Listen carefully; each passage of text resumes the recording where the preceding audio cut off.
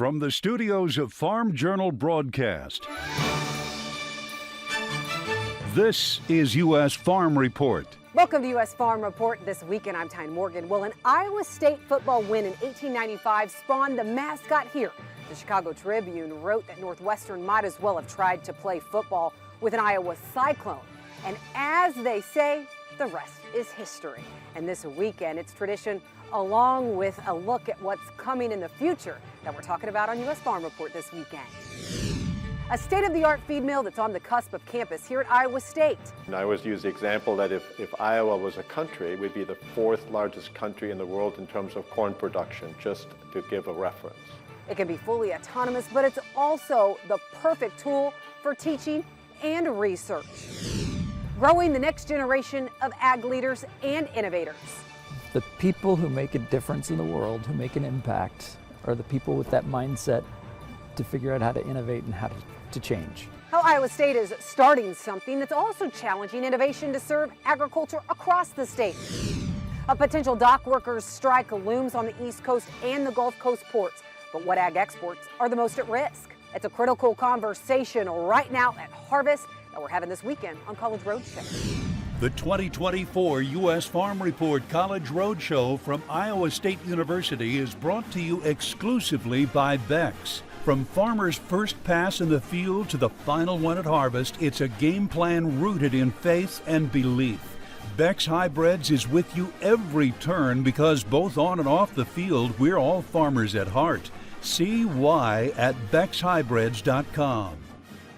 Now for the news, the Federal Reserve did something this week that it hasn't done in more than 4 years, cut its benchmark interest rate. The Federal Reserve making an aggressive cut, more than what actually market had anticipated, cutting its benchmark rate by 0.5 point. It set the wheels in motion for consumers to eventually see relief on debt payments from credit cards to auto loans to even mortgages. But that relief won't come immediately or quickly as the Fed keeps an eye on inflation and the slowing labor market as well to guide future decisions. The lower interest rates could help the agricultural markets by attracting some speculative buying and more export business as the U.S. dollar index starts to weaken to other world currencies.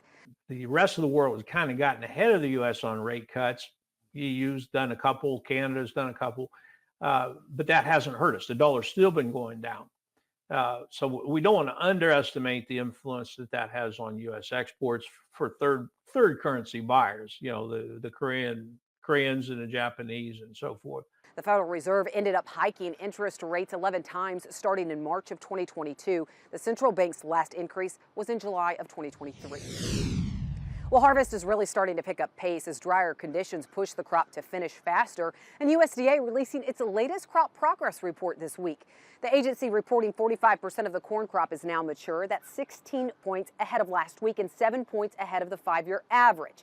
And when it comes to harvest, 9% of the crop has been picked. That's actually 3 points ahead of average. A couple of notable numbers in the Midwest where it has been dry, perfect conditions for maturation of the crop. Illinois, 63% fully mature. 5-year average is just 40%. And then also Indiana, 48 versus 29%. And Ohio, 45 versus 21%. All those areas running out of soil moisture late in the year, but at the same time, that does promote the development and maturation of the crop.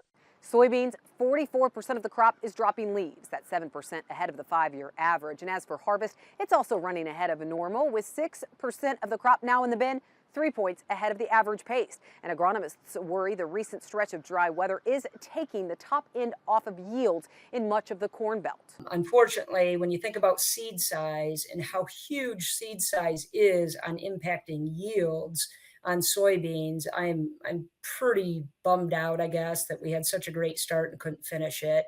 I just feel like the timing of it was the worst for the beans. So we come out here, say, from mid-August till now with virtually little to no rainfall in that 30-day span, and just at the pure wrong timing for our beans.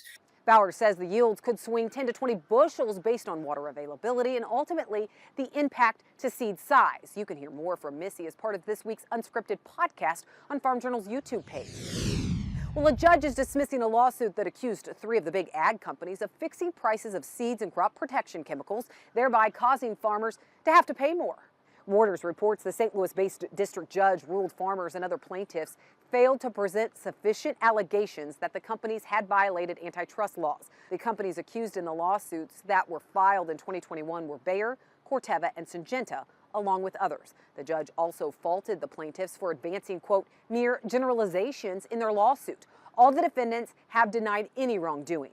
Bayer saying in a statement that the crop input maker is, quote, competitive, fair, and diverse. That's it for the news. Well, there has been rain here in Iowa, but some parts of the Midwest have had the driest stretch of 60 days in nearly 25 years. We'll get a check of your forecast coming up next. U.S. Farm Report weather is brought to you by H&S Manufacturing. With models ranging from 1,200 to 4,200 gallon capacity and right side discharge, the Top Shot manure spreaders spread like no other. Learn more at the H&S website. Welcome back. Well, yes, there's rain here recently in Iowa, but there has no doubt it has been dry. It has been dry across much of the Midwest, aiding to that impressive harvest pace this year and the crop drying down quickly. But what is the latest look of the Drought Monitor? Let's get a check of weather now. Taking a look at our newest drought monitor, as we can see parts of the eastern United States still going to be fairly dry. Again, West Virginia has been dry pretty much all summer long, and something you got to keep in mind with the drought monitor is it looks at 3 months at a time when it takes on data there. And as we can see, West Virginia has just been unbelievably dry. Extreme and even exceptional drought starting to build in and migrating north into Ohio as well. Those dry conditions are really persisting in parts of the Midwest and actually parts of the Great Lakes states. Take a look here. The Upper Peninsula dealing with those abnormally dry, even moderate drought conditions as well. But moving west, though, as we can see, dry conditions once again, especially down in South Texas, Oklahoma, especially along the Red River and parts of Kansas too. And sadly, right where they're having all the fires out in California, dealing with those pretty dry conditions as well. Good news is parts of the Midwest and actually plains are going to get a nice shot of moisture moving into the next 7 days, as we can see. And why is this? Well, that big ridge of high pressure is finally going to be breaking down as a low pressure does decide to ride up there and starting to squeeze out quite a lot of rainfall. Also good news is parts of Texas, especially on the Panhandle and into New Mexico, going to be dealing with a lot of rainfall too, as we can see 2 to 3 inches expected there. So watch out especially for those flash flooding conditions there.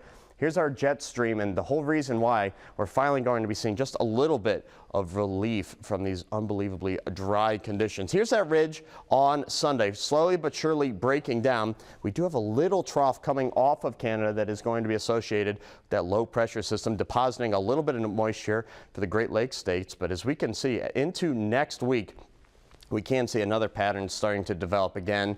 Look at this. Massive ridge starting to set up the central part of our country, especially in the plains. So those high and hot temperatures will be moving back in. West Coast, though, starting to develop a bit of that trough on the other side of the ridge moving through, but looks like we're going to get another break and another shot of moisture, especially for the northern half of the country into next week. And here you go. Here's that temperature outlook really showing exactly where those high temperatures are going to be. Honestly, much the northern part of the country dipping down as well into the Midwest and parts of the Great Lakes states as well. And again, not really seeing all those cooler temperatures for this time of year.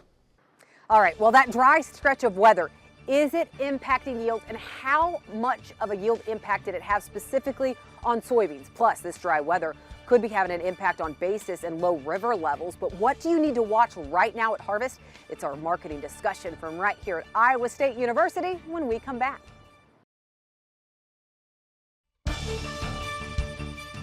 Welcome back. Well, we're here at Iowa State. We talked about it earlier. I mean, it was a dry stretch that we've had in Iowa, yet this morning, I guess our presence brought rain. So we battled rain this morning, but we are here. That is all that counts. We have Chip Flory, Rabail Jondio, as well as Bobby Martins here to talk about commodity prices, the transportation issues, and land values. And Chip, I want to start with you because this dry weather really has been the talk lately. And I was interviewing Missy Bauer earlier this week, and she said seed size can impact soybean yields 15 to 20 bushels per acre. And Sure. she said she thinks that's going to catch a lot of farmers off guard because pod counts, which you found on Crop Tour this year, pod counts have been phenomenal, Yep. but seed size could get us at the end. Yeah, absolutely. Think about it. What we're trying to determine right now Typically, it takes about 2,500 beans to make a pound of soybeans. Well, if it goes to 2,700 beans, your yield is down almost 10%. If it goes all the way to 28, 29, 3,000 beans to make a pound, you're losing a lot of yield in a short period of time. If it did have much of an impact, Yeah. do you think the market is already catching on to this, or is that going to take some time? When will it show up? I think the market is paying attention to it, but it's going to need proof from the combine. And it's when we're sitting with a carryover projection at 550 million bushels, taking 100 million bushels off is a big deal, but it's not a game changer for the market. We'll talk about corn yields here in a minute, but Bobby, I mean, the assumption is we have big crops. Massive crops here in Iowa too, especially when it comes to this corn crop. USDA revising that yield higher in the latest report. It may be a logistical nightmare this fall. And so do farmers need to rethink about, if you do have on-farm storage, do they need to be consider maybe taking it to town first before filling up storage at home, just because we could see these facilities full this fall? A big crop coming through, the whole logistics system, meaning the inventory piece of it and the transportation piece of it, is going to be full. It's going to be stressed. We expect to be able to manage it, but we'll be managing it in different ways, especially with carryover that we have. We already have some storage being used. So, speaking of the drought, we've seen the impact on the low river levels. What impact is that already having on logistics, and are we seeing that show up in basis just yet? So we're beginning to see that show up in basis. I think the next 3 weeks will be really important when we think about what's going on. The low water levels really make a difference on how much we can move, not just how many barges move, but how full the barges can be. And what's the supply-demand issue? When we can't have enough supply of transportation to move product down the river, it backs up, and the basis is going to be where that's showing. Ravel, we'll talk about interest rates coming up here in a minute. But as we look at land values today, Iowa led the charge when it came to some of these record sales. I mean, we had record sale after record sale. Are we seeing a softening of the land market here in Iowa? Definitely, definitely. As we are coming out of the pandemic highs, with the high government payments no longer there, with the high farm incomes no longer supporting the land value, the market already began to soften in 2023. So we've already experienced a whole year of softening and then maybe slight falling of land values in certain parts of the state as well. This year is when we'll see how far that will go. We had a softening in the market. Probably this year we'll see whether it will convert into a decrease in the land values or it will stay into a softening, plateauing of the market. What do you expect to happen? Well, I expect there to be some adjustments, slight falls, kind of similar to what we experienced at in 2017, 18, 19, because we had very, very high land values, which are not really sustainable. We can't have 22% increases, 17% increases year after year. That has to balance a little bit. We won't really see a crash in the market from what I expect, but we will see slight decreases between less than 5%, definitely less than 10% is my expectation. And that won't really be unusual for the land markets either. Right. All right. Well, we have a lot more to talk about. We are just getting started, but we need to take a quick break, and then we'll have much more right here on U.S. Farm Report.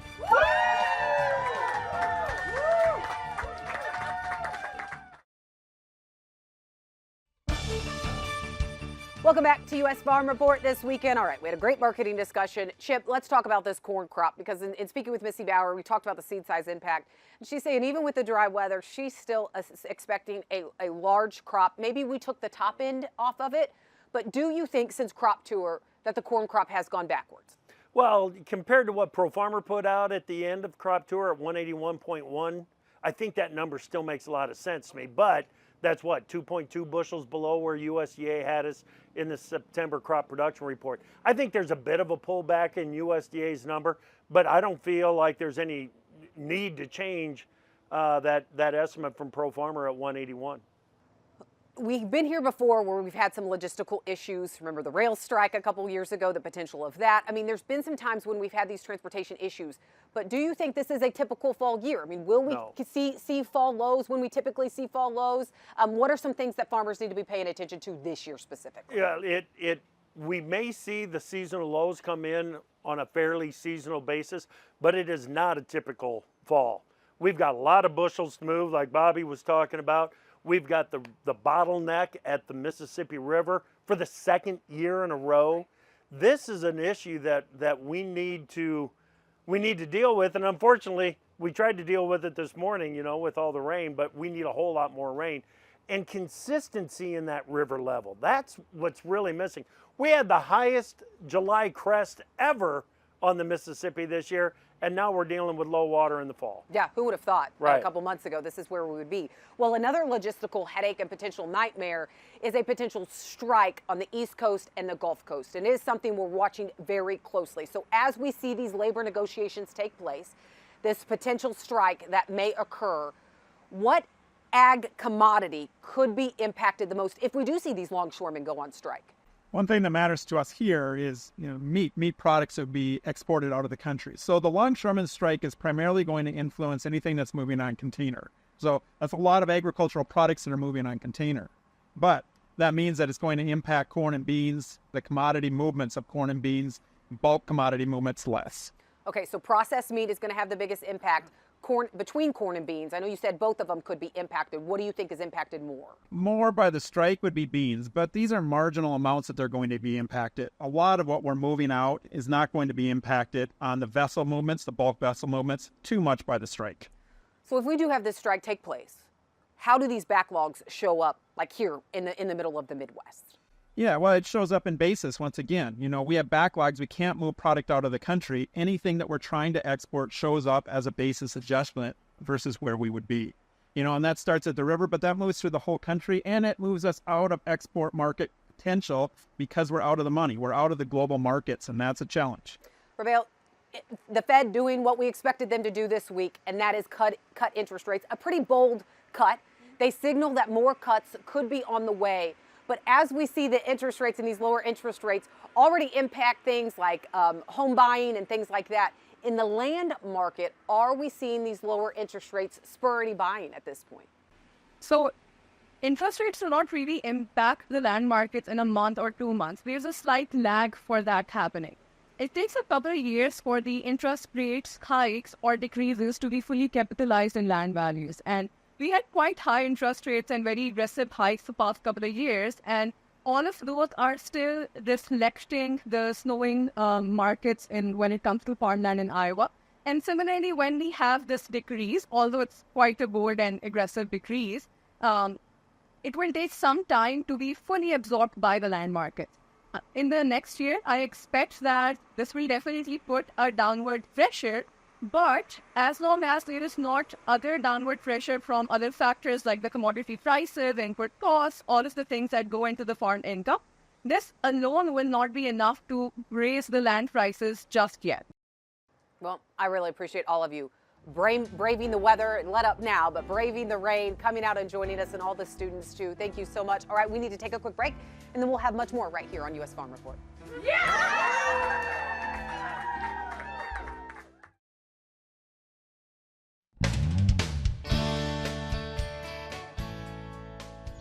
Hey folks, welcome back to Tractor Tales. This week we're headed to Bowling Green, Ohio to check out a 1932 Huber 4062. There we go. Was originally came out as a model 3245, and it didn't sell for a couple of years, so the factory took it back and installed a larger Stearns engine in it and re-rated it as a 4062. It was sold to a farmer in Holland, Ohio, the Notch Traub and Sons. They bought it new, and they farmed with it for several years, thrashing with it and plowing. Huber was made in Marion, Ohio. They started back in the teens, back in the mid-teens with tractors, and they're still in production today. They make more road equipment as far as rollers and pavers and things like that. But yeah, they was in the tractor business for a while. There's several different models that Huber made. They probably built 15 or 20 different Huber models over the years. You don't see a lot of the bigger ones just because they're harder to haul around, and but the survival rate's pretty good on them. It was just a farm tractor back in the day. Since then, it's had electric start put on it, so it makes it a heck of a lot easier to start now than the big old hand crank. There was a hard rubber tire. It's made by Goodyear. Somewhere down the line, they cut off the steer wheels on the front and put on the hard rubber tires. The back are actual Goodyear cleat that they bolted on the tires themselves. Nowadays, we just take it for parades, or we still use it for thrashing at shows or plowing. Thanks, Greg.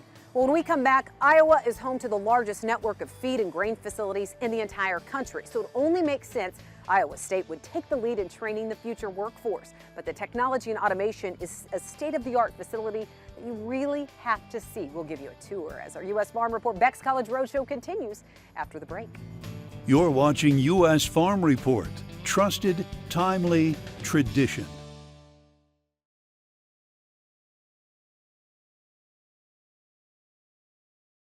The 2024 U.S. Farm Report College Roadshow from Iowa State University is brought to you exclusively by Beck's. From farmers' first pass in the field to the final one at harvest, it's a game plan rooted in faith and belief.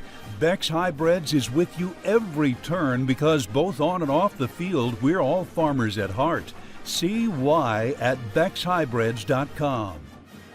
Well, we may be here at the football field, but go to Iowa farm fields and it is clear the state is serious about growing corn. In 2023, Iowa ranked as the top corn producing state in the U.S., churning out 2.5 billion bushels of corn. But what happens with all of that crop that's harvested and how it's processed? Well, that is something they're serious about here at Iowa State. In fact, this month marks 1 year since Iowa State commissioned the Kent Feed Mill and Grain Science Complex, a state-of-the-art teaching, research, and extension grain facility that is right here, and it's truly one of a kind. This here is our thermal processing treatment. Take a tour through this feed mill and grain science complex. Feed has been mixed and batched, and it's going through heat treatment. And you're getting a peek at some of the most state-of-the-art technology the feed industry has to offer. The high heat and long retention time helps destroy salmonella and E. coli. And then it also improves your feed quality and your nutrition. It's the ISU Kent Feed Mill Grain Science Complex located on the cusp of campus right here at Iowa State.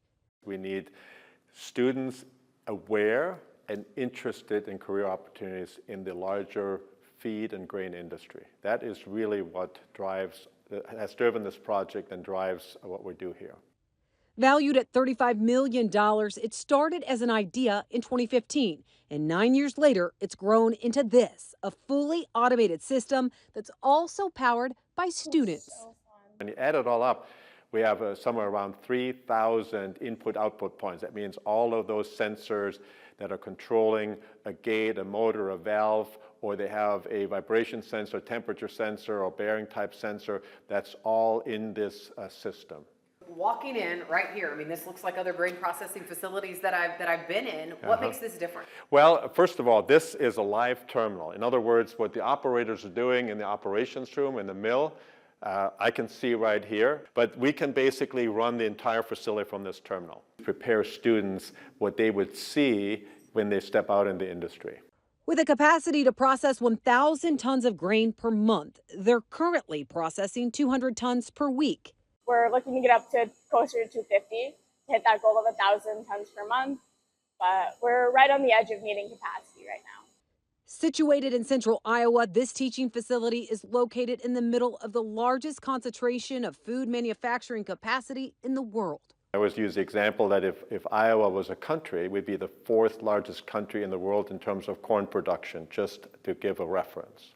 From feed mills to livestock and poultry facilities, it's a gigantic industry hungry for the next crop of future employees, and that's who they're also training here. We don't really get into the ration formulation aspects. Those are provided by the animal nutritionist and so forth, but we have to understand how those rations are made up so we can properly program them into our system, and then we have to make sure we have all the correct ingredients in the right spots so that the feed gets made according to each one of the rations for any of the animals or stage that the animal is in. As part of the College of Agriculture and Life Sciences, as well as the College of Engineering, the students can learn lessons in this classroom and then immediately put it to test with hands-on learning in the grain complex. There's very few institutions that have such practical type of teaching, and I would say in this particular area of feed technology, feed science, and mill management and so forth, and animal nutrition, this program is pretty unique.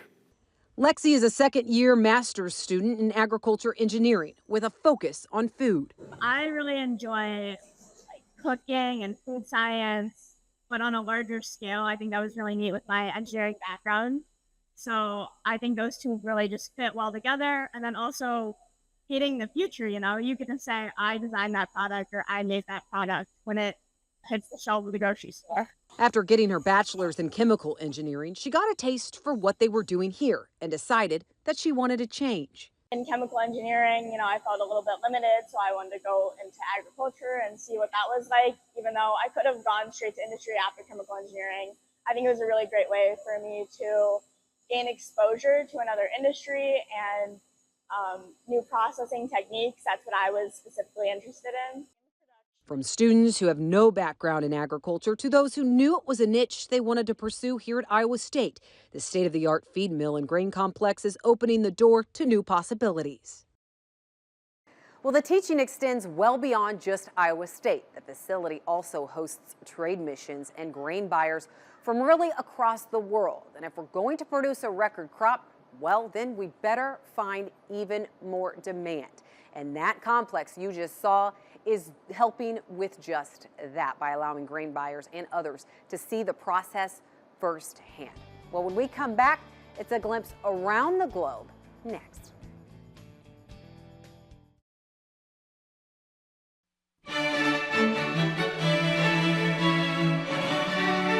Now for a glimpse of ag around the globe. Portions of Central Europe have been hit hard by flooding. That includes the Czech Republic, Romania, and Poland. Extreme rainfall has caused the river levels to rise, banks to burst, and extensive damage to infrastructure, with tens of thousands of residents having to evacuate. In Romania, for now, the rains have stopped and the cleanup and salvage operations have begun. Well, the U.S. Meat Federation traveling recently to Japan, taking along a group of U.S. livestock producers and experts. One of the visits included a trip to Japanese Wagyu beef farm, and they also learned the importance of adding value to other cuts of U.S. meat. The value of the corn fed in the United States is adding value to our carcasses, as we've seen over here that their emphasis from us is really U.S. Beef tongue.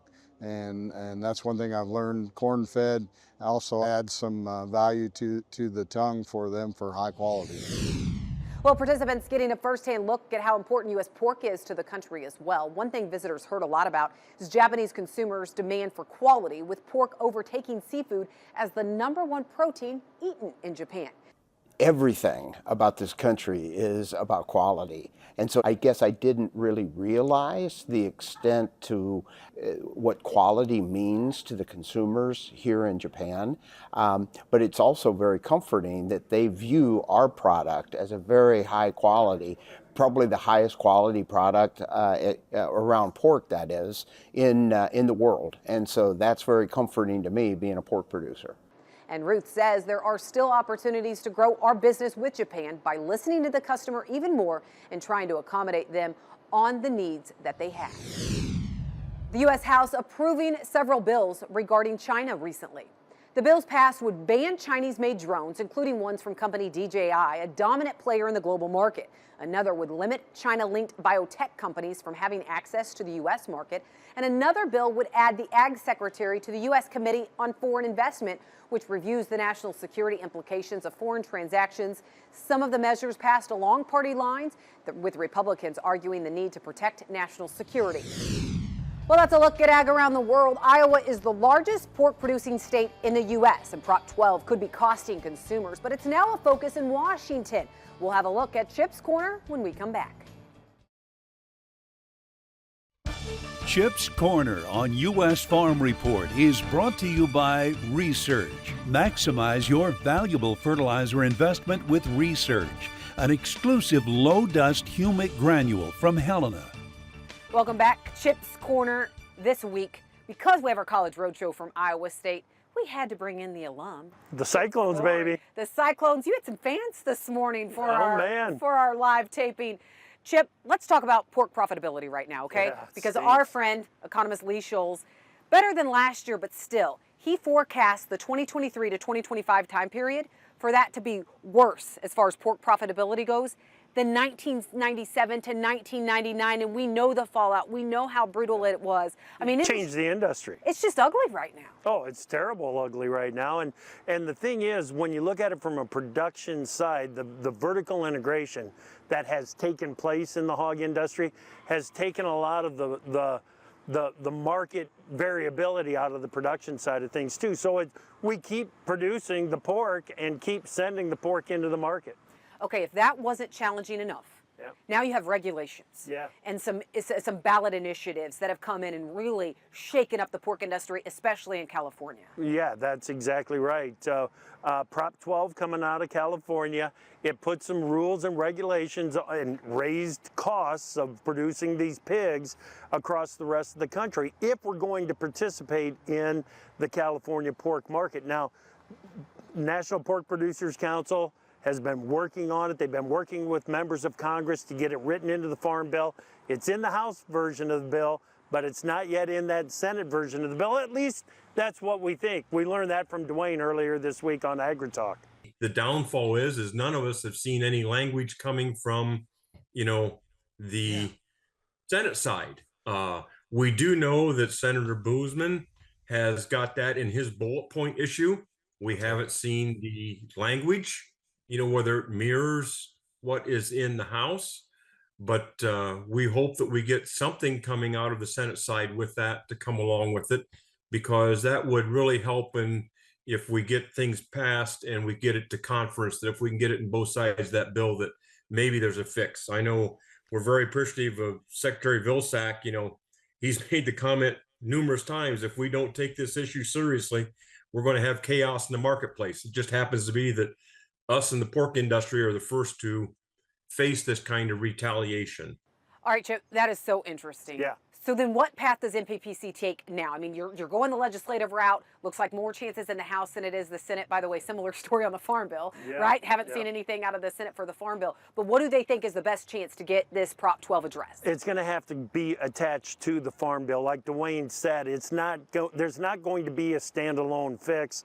We got to keep that in mind. And that means we got to get this Farm Bill done if we're going to get some of the negative impacts of Prop 12 out of the industry. All right, Chip Flory, host of AgriTalk. Thank you for joining us in person. We Love appreciate being you. here. You can listen to him live every day, 10 a.m. for AgriTalk AM and 2 p.m. for AgriTalk PM. All right, when we come back, it is all about innovation here at Iowa State, as well as growing that next group of leaders. We'll tell you exactly what Iowa State is doing to achieve that coming up next.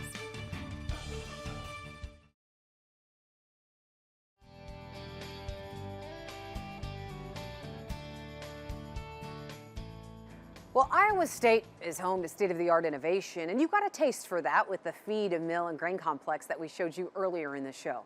But innovation isn't just about technology and tools. It's also about creating the next generation of leaders. And that's exactly the focus right here at Iowa State. Walk across Iowa State's campus on any weekday, and it's bustling. But what you don't see is that this campus is home to something very unique, helping grow the next generation of agricultural leaders. We hope that the students really see Iowa as a leader in building the connection, building innovation, building success. The program is called the NextGen Innovation Impact Study Program, an intense semester-long course that's cultivating change. We are working with College of Ag and Life Sciences students at Iowa State University to really hear what they think about innovation in agriculture here in the state and give them the opportunity to explore some of the technologies, the research, the products that are driving sustainability in 4 key market segments. The 4 key focuses are animal science, plant science, bioproducts, and consumer markets. We're really curious to hear from them what innovations they're finding and how that sustainability is impacting these industries for the future. The NextGen program is part of a bigger effort in Iowa called America's Cultivation Corridor, which involves not only Iowa State University, but also the Iowa Department of Agriculture. This is a collection of businesses, of entities like the state of Iowa, Iowa State University, all about trying to promote what we know and love so much about Iowa, is that we're a home to innovation. Through the NextGen Innovation Impact Study, 8 students are selected during the fall semester. It's a really special opportunity and unique because it brings our students into the closest contact they could possibly have with a whole range of organizations that are fundamental to the ag industry and the ag economy here in Iowa, and frankly across the Midwest and around the world. These 8 students are the 2024 class, with a mix of majors and geographies that bring together a collection of fresh ideas and research. I often tell students their career doesn't begin when they graduate. Their career begins when they're here on campus, learning and doing and having new experiences.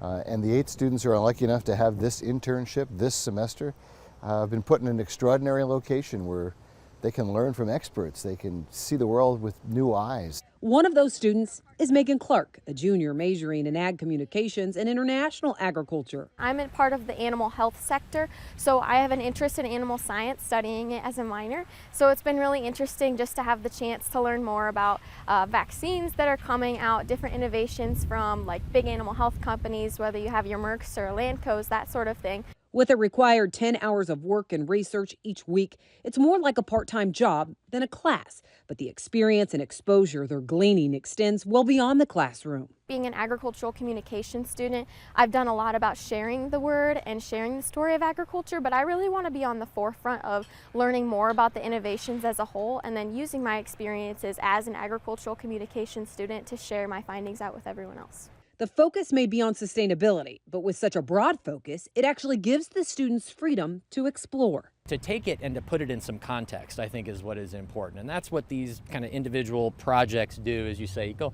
make it real for the topic that you're investigating, and then talk about it and communicate it. So, I mean, I think that's where you take a broad subject like sustainability, that means a lot of things, and it does, but break it down into how does it actually apply? How are we actually achieving those things? I mean, I think that's really the magical part of this. The students will ultimately present their research to a board of directors that is comprised of ag executives and leaders from across the state. But we really do believe we've got something special here and that we can put all these pieces together.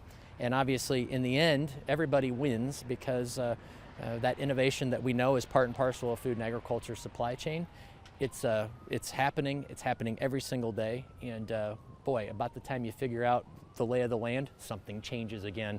But don't we love that about agriculture?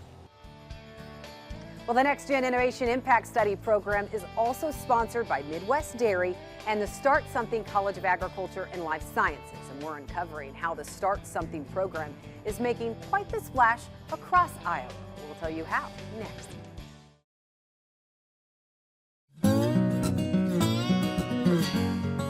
As more startup companies enter agriculture, have you ever thought, what would it take to launch my own startup company? Well, through the Student Incubator program within Start Something at the College of Agriculture and Life Sciences here at Iowa State, they're creating a dynamic group of innovators who are taking business ideas to new heights. The people who make a difference in the world, who make an impact, are the people with that mindset to figure out how to innovate and how to change. Through a program called Start Something, Kevin Kimley is leading an effort to ignite change through the art of entrepreneurship. Entrepreneurship in agriculture, of course, is nothing new. We've been doing it forever, but trying to bring it to campus and to equip young people with a mindset to create change and potentially to start their own business or farms is what we're about. The Start Something program at Iowa State started nearly 20 years ago right here in the College of Agriculture and Life Sciences. And it all begins with helping foster innovative mindsets. First of all, helping them identify, I want to be the person that makes an impact. And second of all, how do I work on that? What's the mindset? How do change makers make decisions? Kimley says an impact is exactly what the students have already made. One example is Colin Hurd, a student who they incubated through the program. He created a product while he was here on campus to break the compaction layer behind large center fill planters. And so you think of really big tractors, really big planters with a lot of weight in the middle. Behind the wheel tracks, especially if the soil's a little bit wet in the spring when planting occurs, the soil's compacted and the yield gets impacted negatively. And so he said, if I hook a tillage device to the back of those to break that compaction layer in the soil behind those 4 wheel tracks, could it improve yields? Hurd then built a prototype while at Iowa State, even testing it here. That product was Track-Till, which was ultimately bought out by Yetter. Kimley says he sees success story after success story through his program, but the class is designed for students to create their own startup idea from the beginning. And there's one common theme among students who are conduits of change.